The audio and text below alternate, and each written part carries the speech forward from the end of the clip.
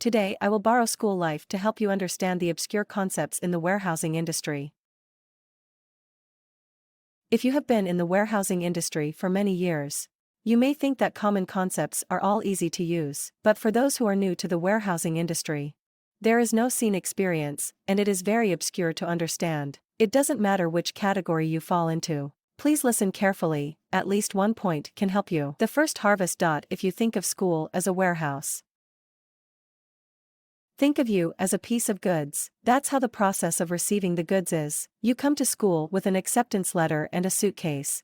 At this time, the teacher who entertains you will be based on your personal information, take you to one of the designated beds in the dormitory area, and tell you that you will live here in the future. This is easy to understand.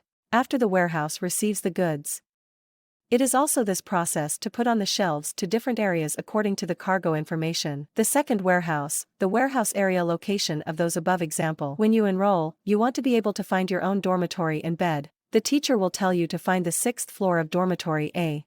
Your bed is in bed 2 in room 1. Then this code is unique. You can quickly find your own bed. In the same way, building A here is the warehouse. The 6th floor is the reservoir area, and the second bed of room 1 is the specific withering. In warehouse management, you can quickly find the location by this code.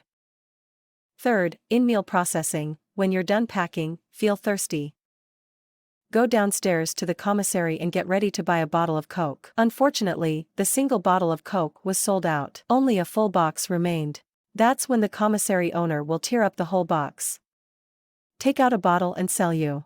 Your process is the in-cabin processing, where the splitting process. The reverse is achieved by combined processing. In the fourth transfer, you just entered the school and found that the classmates in the bed next door slept and snored loudly at night. It really affects your rest. Then you fill out an application form for changing dormitories. The teacher agreed and moved you to another bed. Then the whole process is to fill out a warehouse transfer application form for clothes and pants in the warehouse. Move merchandise from location A to location B. Fifth SPU and SKU. In simple terms, you find that you and your good friend both have an iPhone 14. Yours is silver, and his is black. Then it can be said that the phones of both of you are the same, but belongs to a different SKU. In the warehouse, in order to identify the uniqueness of the product, it is often based on SKU as the basic unit of inventory entry and exit measurement. The sixth stock freezes. One day, you fall asleep and find that the bed has a safety hazard, so a maintenance person comes and pulls up a warning strip around your bed. No one is allowed to approach. It will only be unsealed after the overhaul is completed. The ship's functionality was restored. The process of freezing in a warehouse is similar. We'll freeze the wilt and no one else will be allowed to operate it. The current wilt can only be revived after thawing. The seventh inventory, stock taking. 6 chairs allocated per dormitory.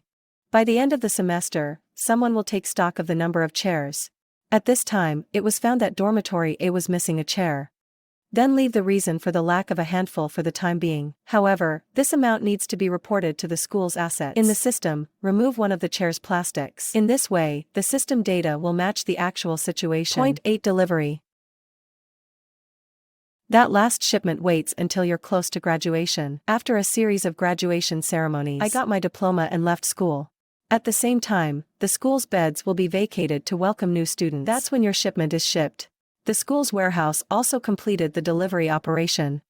Okay, that's all for that. If you find it a little helpful, please also take a second to give a like. If there's something you don't think is clear, the comment section tells me we'll share it next time.